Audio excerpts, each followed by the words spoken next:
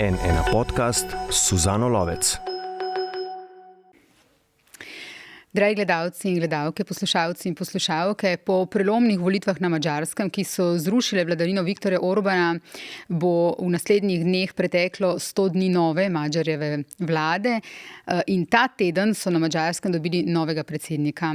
Z nami je danes zato novinarka, ki Madžarsko izjemno dobro pozna in spremlja, slovenska novinarska referenca za madžarsko politiko Urška Mlinarić, sicer tudi moja sodelavka v rubriki Poglobljeno na N1. Dobrodošla, Urška. Hvala za povabilo. Takrat ob volitvah, ti si pred volitvami madžarskimi veliko pisala za N1, spremljala od blizu te volitve, analizirala, delala reportaže, ampak takrat ob volitvah so te pa slovenski mediji kar razgrabili, tako da sem vesela, da zdaj po 100 dneh vlade boš pa v bistvu moja gostja in tudi tukaj malo bolj poglobljeno razložila stvari. Madžarska je torej dobila novega predsednika. Madžarski parlament je izvolil nekdanjega predsednika Vrhovnega sodišča Andraša Bako. Novega predsednika so dobili po spremembah ustave, zaradi katerih se je prejšnji mesec končal mandat prejšnjemu predsedniku. Kaj pomeni ta sprememba? V bistvu ima najprej razrešitev Tamaša Šujoka veliko simbolno vrednost. Veliko je v tem simbolike, zato ker v bistvu Šujok je bil nastavljenec Fidesa, zvesto mu je služil, kar je družba v bistvu zamerila, da se nikoli ni o pomembnih družbenih temah oglasil in tudi nikoli ni pokritiziral kakšne vladne poteze, temveč je molčal. Zato, kljub temu, da se mogoče zdi komu sporno način, kako je bil on odstavljen oziroma kako je bil prisiljen v odstop, spremembo ustave, je bila to v bistvu zelo pomembna poteza. Pomenila je začetek obračuna z NER-om. NER pa je sistem nacionalnega sodelovanja, ki ga je vzpostavil Orban takoj na začetku svojega 16-letnega vladanja. Ampak to je v bistvu bila krinka za plenjenje države. Po drugi strani je treba vedeti, da je v bistvu Orban vsem tem sistemom, ki ga je nastavil od volilne zakonodaje naprej, ki je omogočila dvotretjinsko večino, hkrati tudi Madjarju omogočil, da je na tak način zmagal. Vseeno je treba ponoviti, da niso bili nad velikostjo zmage presenečeni samo Fidesu, oziroma bom rekla, Fidesu so bili šokirani, medtem ko je Tiso tako velika zmaga vseeno presenetila. In zdaj, če preideva na novega predsednika Andraša Bako, tudi v tem njegovem imenovanju je velika simbolika. On je bil ena prvih žrtev Orbanovega režima 2019, takrat je ostro kritiziral pravosodno reformo in zaradi tega je bil prav tako s spremembo ustave razrešen kot predsednik Vrhovnega sodišča. 2011, si mislim? 2011, ja. Zaradi te kritike, ostre kritike in zato ga Madžar in ga tudi družba vidi, tako kot Madžar, kot nekega garanta, da bo upošteval delitev oblasti, da se bo oglašal ali da bo garant, da se mogoče ne ponovi z druge strani enaka zgodba. Baka je v bistvu ves čas Orbanove vladavine kritiziral poteze, hkrati se pa ni tudi zadržal pred mesecem ob sedanjih ustavnih spremembah in je pokritiziral odločitev oziroma spremembo v ustavi, ki poslancem oziroma ki ljudem omogoča, da so le 3-krat izvoljeni za poslanca. On je ocenil, da se s tem zmanjšuje možnost izbire volilcev, koga bodo volili, tako da to nakazuje, da ne bo nekdo, ki bi bil tiho ob raznih potezah. Njegova prva naloga je seveda, da spet povrne funkciji predsednika republike položaj in ugled, ki tej funkciji pritiče. Res, da nima zaenkrat ta funkcija veliko pristojnosti, podpisuje pač sprejete zakone, ampak pričakuje se od njega tudi, da bo pomembno sodeloval pri pisanju nove ustave Madžarske, s katero naj bi, oziroma to bo velik preizkus, s katero naj bi spremenili način volitev, da ne bi se več nikoli zgodilo, da bi katera stranka osvojila dvotretjinsko večino in potem, če bi bila pač, če bi jo zamikalo, delala z državo, kar bi želela, kot smo videli v primeru Orbana. Ti torej novega predsednika ocenjuješ kot recimo pozitiven kamenček na tej poti, ki naj bi sledila deurbanizacije? Ja, jaz mislim, da so izbrali človeka in tudi nekako tako so odzivi tudi v madžarskih in drugih svetovnih medijih, da je bil izvoljen človek z integriteto in pravnim znanjem, ki je zagotovo potrebno pri tej funkciji. Kaj pa je ta poteza za Judith Polgar, svetovno znano šahovsko velemojstrico, ki je bila najprej Madžarjeva izbira, on jo je omenil, potem pa je kandidaturo zavrnila. Kako vidiš ta Madžarjev manever? Je bila to napaka, je bil prehiter, slaba ocena, slaba komunikacija? Tu so sicer različne teorije, kaj se je, oziroma razprava gre v različne strani, kaj se je v bistvu zgodilo. Najprej Madjar je obljubil, da bo o tem, kdo bi bil predsednik republike, nekako izvedel ljudsko povpraševanje, torej naj ljudje povejo na razne načine. Oglasilo se je sicer nekaj intelektualcev in tu zdaj izvira že rahla zamera do Madjara, da nekako tega ljudskega posvetovanja ni bilo. Druga špekulacija, ki je, da pravi, da naj bi Judith Polgar že pristala na to, da bo predsednica republike. Treba je povedati, da je ona res šahovska velemojstrica, ampak nekih kvalifikacij, ki taki funkciji pritičejo, nima. Na kar naj bi, ko je videla, kakšen je v bistvu ogorčenje ljudi nad to Madjarjevo potezo, preklicala svoje soglasje. Madjar je pa pač se opravičil in nekako džentelmensko izpeljal to zadevo. Ampak rekla bi, kar je pomembno, da je stopil torej pred ljudi, če lahko tako rečem, čeprav vse poteka preko družbenih omrežij, stopil je pred ljudi in se opravičil za napako, kar veliko pove. Kaj pa, če se zdaj, ti si že načela te ustavne spremembe, deurbanizacija se dogaja, koliko se dogaja, na kakšen način in kaj to sploh pomeni? Kje smo v tem, kje je Madžarska v tem procesu zdaj? Deurbanizacija, torej Madjar je dobil mandat, da upravi z vsem slabim, kar je prinesla Orbanova vladavina. In dejansko veliko simbolnih gest, ki so nakazale povsem drugo smer, so se zgodile že v bistvu ob njegovem imenovanju.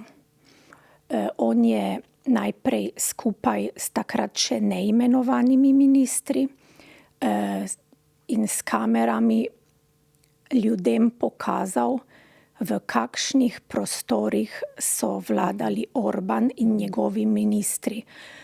Zato, ker to mislim, da če ne vidiš, si težko predstavljaš. In tu se je vrglo na stotine milijonov za razkošje medtem ko je tretjina ljudi in še vedno seveda Madžarov, prebivalcev Madžarske, živi v skrajni revščini.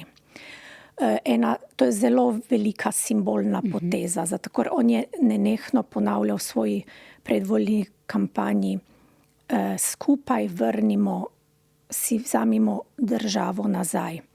In tu je v bistvu začel kazati, da je pripravljen sodelovati z ljudmi. Velika simbolna gesta je, vsi se bomo spomnili, kako je Madjar po imenovanju skupaj z predstavniki vlade stopil pred madžarski parlament, pozval ljudi in kako so v bistvu ljudje pred tistim parlamentom je en tak nizek bazen, pač okrasni bazen, ni fontana, ampak je bazenček, ko so pač je oblast poklicala ljudi, so eni kar tekli čez tisti bazen, da so se združili, ne. Če malo pretiravamo, ne, je izgledalo tako, kot ko je Mojzes popeljal Hebrejce v obljubljeno deželo z egiptovskega suženjstva, ne. Ali jo bo res pripeljal na tisti cilj, ki je jim obljubil, pa bomo še videli, ne. Deurbanizacija se v bistvu dogaja, bi rekla, na dveh ravneh, ne. Na tej družbeni ravni. Takoj se je drugače zadihalo, ni bilo več tega sovražnega tona, ko se ljudi deli na mi smo pravi, vi niste pravi, kdor ni za nas, je proti nam v ozračju. Nikoli ne bom pozabila, bila sem tam na dan volitev, ne, tiste euforije, tega res, če ne vidiš, ne vem, če lahko dejansko razumeš, ampak na eni postaji metroja je en moški 40 let zavpil: končno smo se ga rešili. Dodal je še eno kletvico, ki jo jaz ne bom ponovila na Orbanov račun, ampak res se je zdelo katarzično, ne. In zdaj, ker zdaj za te mesece po volitvah nisem bila tam na Madžarskem, mi nekako kolegi, s katerimi govorim, ne, pripovedujejo, da je v družbi velika nestrpnost. Nestrpnost v smislu, da želijo hitre spremembe. Želijo, da končno te, ki so državo ugrabili, privedejo pred sodišča, ampak to se ne da čez noč narediti. Treba je obtožnice pripraviti, treba je vedeti, da v času Orbana, ko so imeli ministri, poslanci imuniteto, se ni moglo preiskovati njihovih dejanj, ker bi bili ljudje takoj zamenjani, ne. Je pa tudi, končno se govori tudi o politiki, ljudje debatirajo v parkih, kritizirajo, pripovedujejo mi v bistvu, da je en tak čustveni vrtiljak. Ta dan so zadovoljni z Madjarjevo potezo, že drug dan so skeptični, tretji dan se sprašujejo, ali gre vse v pravo smer. Ampak nujno je potrpljenje. Kar se tiče same države, pa ja, se tudi že konkretne stvari dogajajo, ne. Poleg tega, da je bil prisiljen predsednik republike odstopiti. Jaz sicer mislim, da bi on že veliko prej odstopil, če ga ne bi v bistvu hujskala Fides, da naj vztraja. Zamenjan je bil, oziroma je spet sam odstopil generalni državni tožilec. Bila je ukinjena agencija, ki je preganjala, češ da so tuji agenti, nekatere medije in nevladne organizacije. Začelo se je določene pogodbe pregledovati. Dogajajo se majhni koraki, ker čudeža v tako kratkem času, kot je do zdaj preteklo, od volitev pač ni mogoče pričakovati. Seveda pa mislim, da se Madjar dobro zaveda, zakaj je bil izvoljen, Ne, treba je vedeti, da ljudje ga niso pa ti se volili zato, ker bi se jim on zdel tako zelo primeren, ampak zato, ker so se želeli rešiti tega sistema in on mislim, da se zelo dobro zaveda tega. Torej, da se zaveda, da v bistvu ni toliko bil on izbran, kot v bistvu so se želeli rešiti preko njega Orbana. Ne? Tako.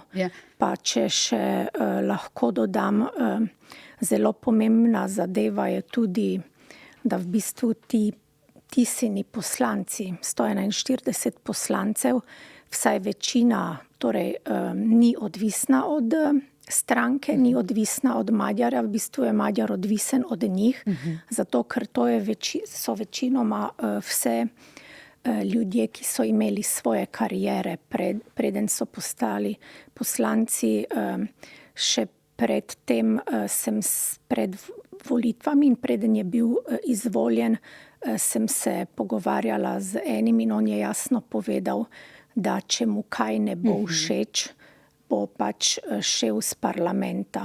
Spomnim se tega pogovora. Ja, naj povem za gledalke in gledalce, da v bistvu ti si zelo veliko na Madžarskem, tudi veliko ljudi v bistvu poznaš tam, novinarskih kolegov, analitikov in tako naprej. In zelo dobro tudi govoriš madžarsko, zato v bistvu naj tudi bereš njihove medije v izvirniku. Spomniva se pa obe zelo dobro tudi takrat, ko si pisala tisto veliko reportažo pred volitvami na Madžarskem in si jo zaključila šla si po državi, izmerila si ta puls na terenu od mladih do starih, ampak zaključila si jo pa v bistvu za to s 25-letno študentko kriminalistike, ki si jo srečala pred pravno fakulteto v Budimpešti. In ona je rekla takrat: nobenemu politiku ne moreš verjeti na besedo, treba jim je prisluhniti in na to kritično razmisliti. Sama imam zadržke do Madžara. Z marsičem, kar je povedal, se ne strinjam, a je trenutno edina razumna izbira za zamenjavo trenutnega režima. To je to, o čemer si zdaj govorila. Pri čemer me, je ona nadaljevana, ko vidim že zdaj avtoritarne vzgibe pri njem, skrbi, da ni mogoče mlajša verzija Orbana in se bomo čez 20 let ukvarjali z enakimi problemi, kot jih imamo danes. Tudi Orban je kot mlad politik zagovarjal ideje, s katerimi se je večina lahko poistovetila, tudi moji starši. Pa poglejte, kje smo danes. Zato moramo biti pozorni in ne smemo dopustiti, da bi ob njegovi zmagi padli v isto zanko. Ta zanka se še ne nakazuje, po tvojem mnenju, mnogi pa verjetno pazijo, tako kot ona, da ne bi ponovno nastala. Je prisoten ta strah, tudi ob taki veliki zmagi njegove stranke? Zagotovo je madžarska javnost bolj pozorna zdaj na dogajanje, ampak za zdaj tako kot je bil v kampanji, on osrednja figura, nastopal je samo on, je tudi zdaj on osrednja figura. On je strelovod in hkrati motor teh sprememb in tudi napadov, ki se izvajajo na njega. Vsakič, ko v bistvu nastopa v parlamentu, obračuna z Fidesom. To je vsaj meni zelo mučno gledati, kako jih v bistvu tam, lahko bi rekli, ponižuje, ampak kolikor kažejo javnomnenjske ankete, ljudje to odobravajo. Zato, ker so videli, kaj je Fides in Orban, kaj sta naredila z države. Ampak zaenkrat bi rekla, da nič ne nakazuje na to, da ga je prevzelo. Nič ne nakazuje na to, da bi si želel prisvojiti karkoli oziroma zlorabiti moč, ki jo je dobil. Nenazadnje so v ustavo vnesli, da je lahko predsednik vlade samo dvakrat, torej se je tudi sam omejil. Ja. Tako da bi rekla, da je Madjar je zelo bister, zelo odločen voditelj, ki ve zaenkrat, kaj mu je bilo dano s tem, ko je zmagal in ve, da ga lahko ljudstvo kaznuje, če bo zašel s poti, ki jo je obljubil. Ministrica za zunanje zadeve Madžarska je dala na začetku meseca intervju za časopis Delo, med drugim tudi o tej urbanizaciji, mislim, ne, kot midve rečeva. Govori, ona pravi, težko je razgraditi nekaj, kar se je gradilo 16 let, tako z vidika političnega sistema in gospodarstva, kot tudi ugrabitve države in miselnosti oziroma duševnega stanja države. Torej, pravi, nekako 16 let je pač 16 let. Ampak eno drugo stvar sem želela vprašati. Torej ta nacionalni urad za povrnitev in zaščito premoženja, o katerem ona tudi govori, ne, veliko si obetajo, da naj bi to nakradeno premoženje nazaj v uporabo javnosti, v javno uporabo dali.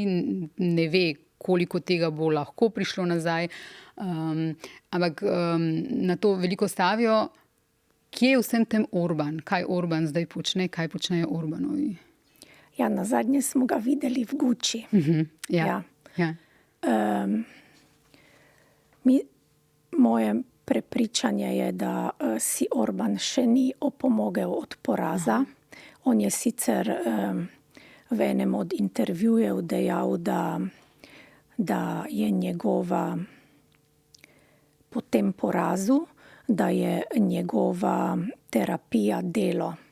Ampak videli smo, da ko je hkrati Tiso obtoževal avtoritarnih vzgibov in so njegovi sodelavci organizirali proteste, sicer se jih je zbralo nekaj tisoč ljudi, je on odpotoval na svetovno prvenstvo v Ameriko in ko se je Madžarska spopadala z eno najhujših suš, tako kot velik del Evrope, je on v Guči pil rakijo in jedel, kar se pač tam je. Tako da mislim, da je s tem zabil še kakšen žebelj v krsto Fidesa. Marsikdo je že našel izhod, kot na primer nekdanji zunanji minister Sijarto, ki ga bo, vsaj tako je pričakovanje, verjetno moral tudi na sodišču odgovarjati, ker se je zaposlil pri eni od kitajskih avtomobilskih podjetij, ki je dobilo veliko državnih subvencij v njegovem času.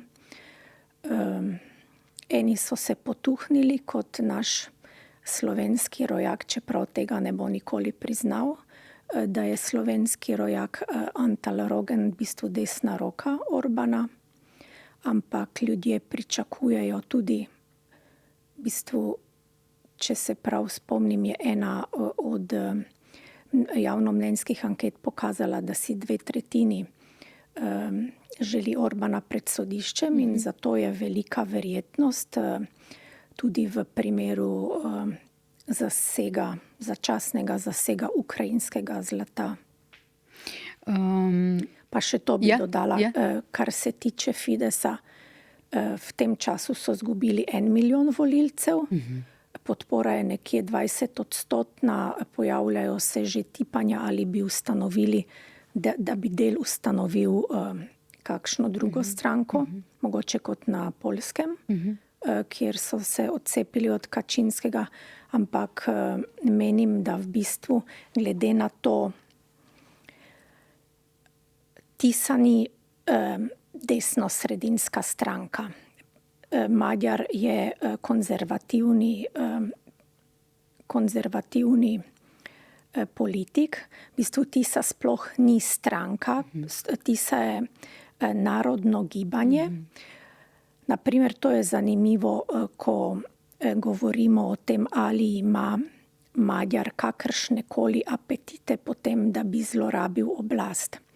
Tisa ima, mislim, da 29 članov.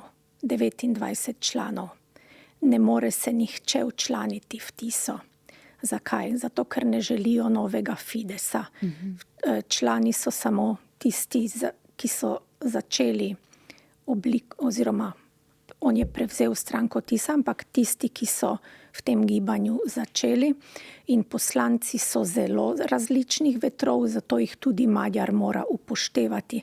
Ampak če gledamo na splošno, stranka Fidesz, taka kot je v političnem madžarskem prostoru, nima mesta več. To bo zasedla TIS-a, če bo vse to uresničila, kar je. Skrajno desna stranka Naša domovina Miha Zank je že v parlamentu in skrajno desne, kamor se je nagibal Fidesz, ne rabimo več. Vprašanje je, kaj bo z levimi in liberalnimi strankami, ki jih tako rekoč ni. Madžarska, Orban, Magyar in Evropska unija. Kje stojijo zdaj Madžari v Evropski uniji? Kaj se je po teh volitvah v tej relaciji spremenilo?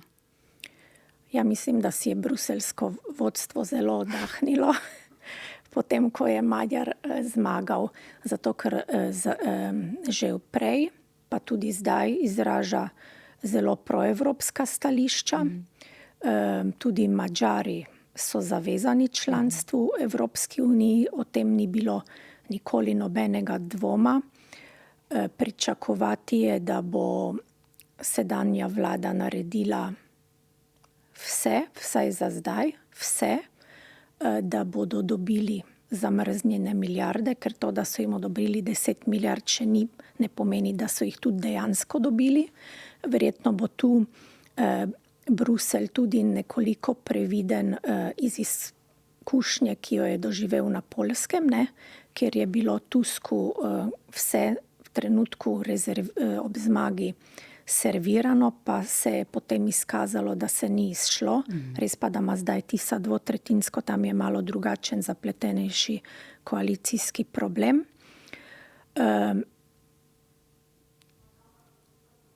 Umaknili oziroma obljubili so, da ne bo veta na razne odločitve v zvezi z Ukrajino.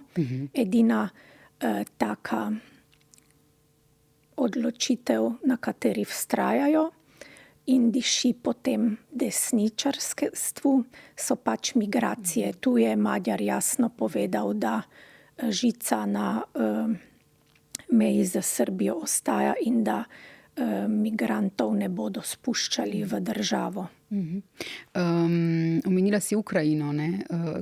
To je bila ena tudi v času pred volitvami ena pomembna tema. Kako se tukaj spreminjajo zdaj stvari po tem, ko je Magyar prevzel oblast? V bistvu so se kar otoplile, zdaj so uspeli pripraviti dogovor, ki naj bi nekatere pravice Madžarov povrnil v Ukrajini. Edini problem, ki ostaja, oziroma ena od teh točk sporazuma je, da se ne morejo dogovoriti, vsaj po mojih informacijah, kje bi se Zelenski in Magyar srečala.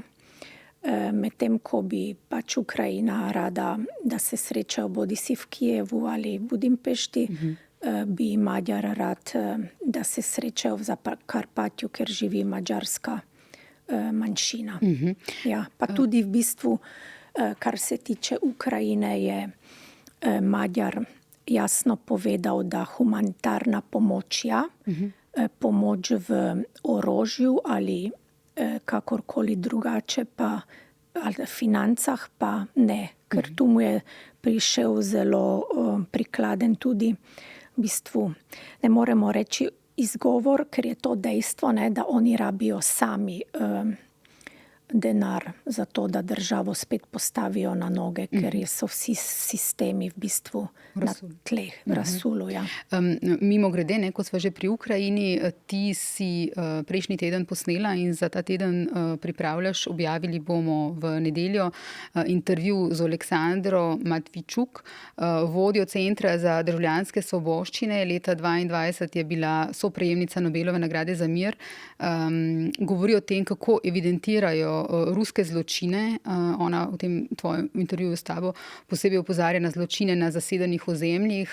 Rekla si mi, da kljub temu, da to dela že vrsto let, še pred to vojno pred 4 leti in pol, že veliko predtem je te stvari počela, pa si rekla, da je šlo dvakrat med intervjujem na jok. Govori tudi o tem, kako pomembno je, da zaradi vojne, obrambe lastne države ne pozabijo Ukrajinci na drug boj za demokracijo. In nekako poveže to s svetovnim redom, ki se spreminja, da ta vojna Rusija-Ukrajina je tudi v bistvu o tem, kateri pogled bo prevladal v tem svetovnem redu, ali demokracija ali nedemokracija. Ali avtoritativni režimi. Tako. In kritična je tukaj tudi do Trumpove vloge. Zdaj, kaj bi ti rekla po tem intervjuju, ki je zelo močan, katero se zdaj bi zdi njeno glavno sporočilo, recimo od tega, kar ti je povedala? Kaj je tebe recimo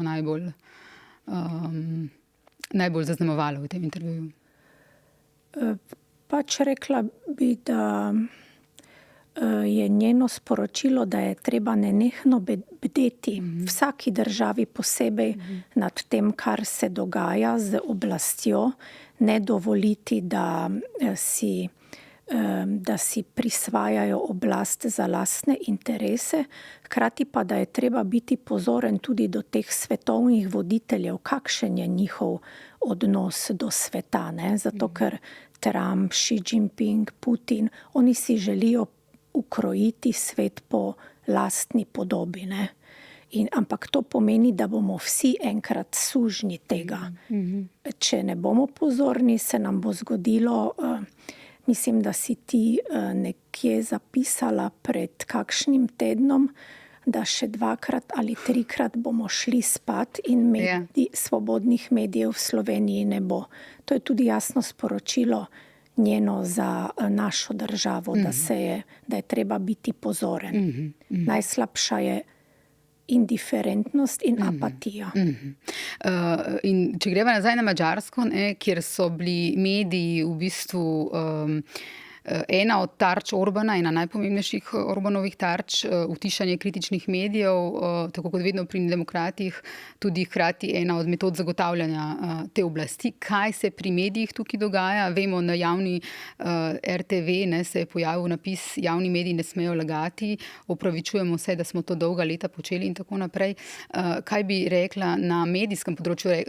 Povedala si že, kar se tiče te deurbanizacije na sistemski ravni, kakšna naj bi bila pot, kaj je do zdaj že bilo narejeno, kakšne so nevarnosti. Povedala si za družbo, kaj pa mediji? Del deurbanizacije je tudi to, da v bistvu množično zapirajo medije, ki so bili financirani strani režima in seveda tudi množično odpuščajo zaradi tega novinarje. Po drugi strani je velika nevarnost za te neodvisne medije, ki so bili in so v veliki meri živeli od prispevkov ljudi, da bi ljudje dobili neko navidezno, napačno predstavo, da zdaj pa je spet demokracija in mediji ne potrebujejo več pomoči. Kar se tiče javne RTV, tam so v bistvu uvedli začasno vodstvo, ki je ugasnilo informativni program začasno. Tudi to je bila ena od obljub Madjarja. Torej, ena od obljub se je že uresničila. Informativni program se sicer vzpostavlja na novo. Izvedli bodo javni razpis za povsem novo vodstvo, ker to so zdaj nekako vršilci dolžnosti, ampak kar je mogoče nekoliko nas, ki še živimo v demokraciji in kjer še te institucije nadzorne delujejo, zmotilo, je bilo v bistvu, da je to začasno vodstvo imenovalo urednika informativnega programa in enega voditelja televizije. In takoj se je Madjar odzval na Facebooku in je samo napisal na to imenovanje, mislim, da ne. Ni minilo 1 ura, ko sta bila oba razrešena. Nam se to zdi zelo avtoritarno. Ampak ko se jaz pogovarjam z svojimi kolegi, ne, pravijo, da drugače ni moglo biti. Zato, ker to je bila institucija, ki je dejansko 16 let bila propaganda. Tako najhujši propagandni stroj z lažmi, zavajanji in ne moreš ti z temi ljudmi, nisem povedala, da je bil ta, ki je bil imenovan za glavnega urednika informativnega programa, 10 let v Orbanovih medijih, potem pa še 6 let v korporaciji Lörinca Mesaroša, v bistvu Orbanove denarnice, kot so ga imenovali najbogatejšega Madžara na Madžarskem, kot je on sam dejal, po zaslugi Boga, sreče in Orbana. In o katerem si tudi pisala pred volitvami. Zdaj, če greva malo nazaj, ali pa če poveva, osvetliva v bistvu med drugim tudi, zakaj se midve to pogovarjava in zakaj se je potrebno pogovarjati o Madžarski, tudi zdaj, ko je Orbanova vladavina mimo, ker moramo izvedeti, in to me zanima tvoje mnenje, kaj se lahko naučimo iz madžarskega primera. Kako umre demokracija, kako se utiša kritike, kako se onesposobi medije, kako se dolgoročno prevzema oblast. Skratka, če lahko še enkrat ponoviš to Orbanovo taktiko, kako je Madžarska postala Orbanova Madžarska? Ja, vse se je začelo z javno RTV, kjer so v trenutku zamenjali vse ljudi. Sledile so ustavne spremembe, kjer se je poseglo v pravosodje, kjer se je poseglo v volilni sistem. In potem s časoma se je v bistvu poseglo v vse družbene podsisteme. Kar jaz vidim je, da sedanja slovenska oblast, oziroma bom rekla največja vladna stranka, je že v preteklosti dokazala, da se zelo dobro uči z Orbanovega učbenika. Kako prevzeti državo in vse ključne podsisteme za to, da si podrediš državo. Kar je zaskrbljujoče, pa je, da se naša opozicija ni naučila nič iz Orbanovega primera.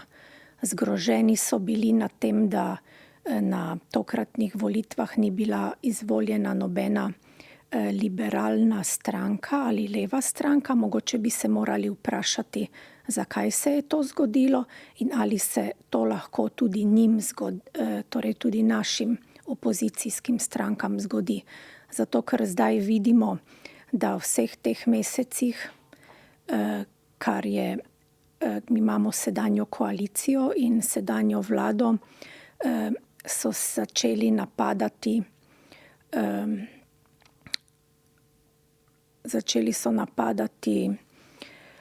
tiste skupine, s katerimi je obračunal tudi Orban. Sindikati, mediji, nevladne organizacije. Sledilo je šolstvo. Kje je pri vsem tem naša opozicija? Zakaj, kot je rekla pravnica Barbara Rajgel, delo opozicije mora opravljati civilna družba. In kar je še ena nevarnost, ki se je pokazala, dolga leta se je kazala na Madžarskem. Tudi tam so v Budimpešti protestirali, ampak tisti protesti niso pripeljali nikamor. Tudi v Ljubljani so bili protesti in najbrž še bodo, če jih bo kdo organiziral.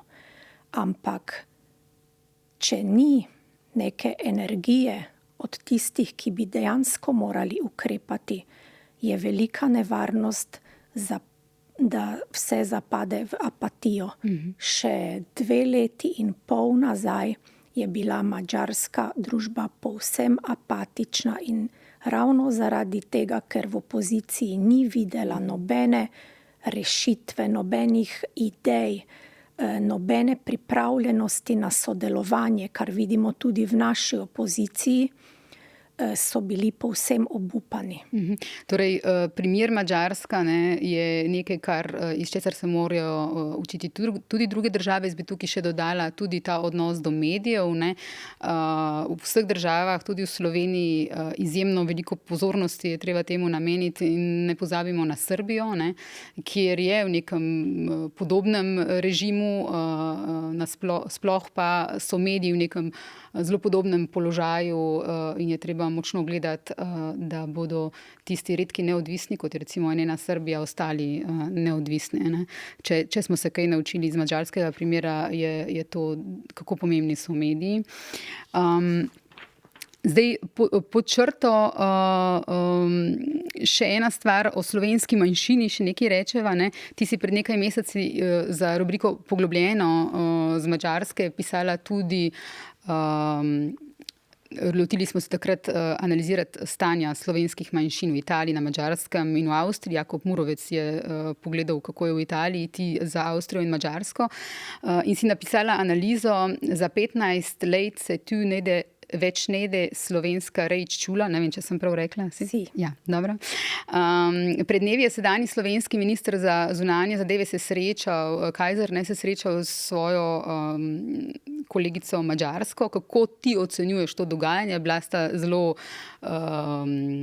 spravljiva, povedala, da je dobro sodelovanje, nadaljne sodelovanje in tako naprej. Ona se bo 2krat do konca poletja, naj bi se še vrnila v Slovenijo, je napovedala za delo. Kako pa ti ocenjuješ to dogajanje glede slovenske manjšine?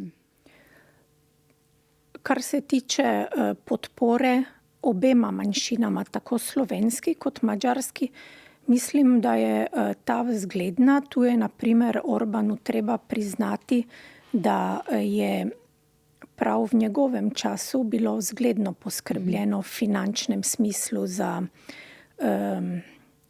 slovensko manjšino. Tudi so dobili svojega predstavnika v parlamentu, ki sicer nima, oziroma prva je bila predstavnica, zdaj je predstavnik, ki sicer nima glasovalnih pravic, lahko pa sodeluje pri določenih odborih tudi za madžarsko manjšino. Mislim, da je z obeh strani dobro poskrbljeno, kar mogoče ni v redu, ko gre za slovensko financiranje slovenske manjšine na Madžarskem, oziroma jaz mislim, da bi se bilo treba vprašati, ali se vlaga v prave stvari. Vlaganje v zidove pač ne bo ohranilo slovenskega jezika. Žal pa je tam res tako, da mladi že skoraj ne govorijo slovensko, ker doma nimajo s kom govoriti in se naučijo tistih nekaj stavkov slovenščine v osnovni šoli z redkimi izjemami. Res pa, da tam tudi deluje ta ekonomski faktor. Tako kot je 3 kilometre Slovenija, je tudi 3 kilometre stran Avstrija in vemo, kje so višje plače. Kar se tiče odnosa Slovenije in Madžarske,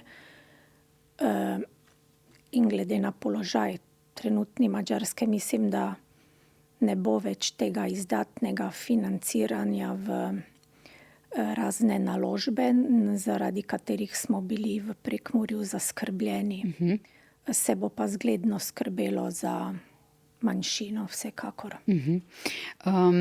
Za nacionalni radio, omenila sem že, da takrat, ko so bile na Madžarskem volitve, si bila razgrabljena po slovenskih medijih in takrat si za nacionalni radio ocenila: Peter Madžar ima ob morebitni zmagi veliko odgovornost, da Madžarsko vrne na pot demokracije in da se bo nadzorovala izvršna oblast, ne pa da izvršna oblast nadzoruje vse druge družbene podsisteme. Če lahko zdaj potegneva črto po to, kar sva danes govorili, kako ti ocenjuješ torej to Madžara po skoraj 100 dneh vlade? Zaenkrat kaže, da je smer, ki jo je začrtal, ta, ki jo tudi obljublja, ki jo je obljubljal, torej, da si bo do ljudje, torej ob pomoči te vlade, kot je on rad povedal, korak za korakom, zidak za zidakom, vzeli državo nazaj. Smer je začrtana, to bo, da bo dejansko prišlo do ponovne vzpostavitve pravne države, delovanja vseh demokratičnih institucij, neodvisnost sodstva in tako naprej, bo trajalo. Tako kot si omenila zunanjo ministrico Madžarske Orbanovo. 16 let avtokratskega sistema, v bistvu dejansko mafijskega sistema, kot je to sociolog Balint Magyar poimenoval, ni mogoče čez noč spremeniti, tudi ne v pol leta. Zato bo potrebno kar nekaj let. To hočem reči, smer je vidna. Ja. Ali bodo prišli na ta cilj, v tem trenutku ni mogoče reči, tako kot ni mogoče reči, ali bo Magyarja kaj v kakšno skušnjavo zapeljalo, ampak zaenkrat kaže, da je prizemljen. In na koncu še mogoče o nekih lepših, bom rekla, stvarih, bi rada zaključila s tem, kar si zdaj poleti, zadnje 2 svoja teksta pisala.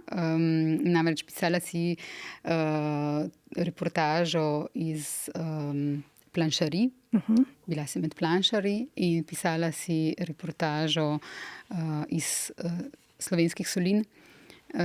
Vrnila si se kot novinarka v bistvu v neko okolje, kjer se zdi, da čas poteka drugače in da tudi mogoče na življenje lahko drugače pogledamo.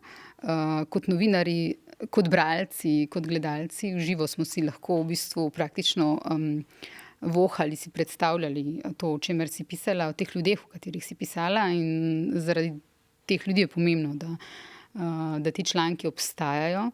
In tudi mogoče zaradi nekega upanja, ki ga vsi dobimo, ko beremo o teh ljudeh, na katere mnogi pozabljajo. Pa me zanima, če tebi tudi, večkrat svoje goste in gostje vprašam o tem, a se tebi tudi zdi, je to eden od načinov, recimo kot novinarka, da si ustavljaš čas, da greš pisati tudi recimo take zgodbe? Meni so to eni najlepših terenov, zato ker tam si v stiku z ljudmi, ki vsakodnevno bijejo svoje bitke, in vidiš, kako v bistvu oddaljena je politika in odločevalstvo od vsega, kako se trudijo z svojimi rokami preživeti in po drugi strani tudi s tem ohranjati tisto našo kulturno dediščino. Tako da je to nekaj najlepšega, ko vidiš, mogoče ni prava beseda, ampak tisto zagon, navdušenje preprostih ljudi, ki v najmanjši stvari vidijo lepoto. Super si to povedala. Hvala lepa. Vsekakor se je splačalo to, kako sta sredi noči vstajala z snemalcem in fotografom in se odpeljala med te ljudi. Hvala še enkrat, Urška, za tvoje misli o Madžarski in tudi za ta krasen zaključek. Hvala za povabilo še enkrat.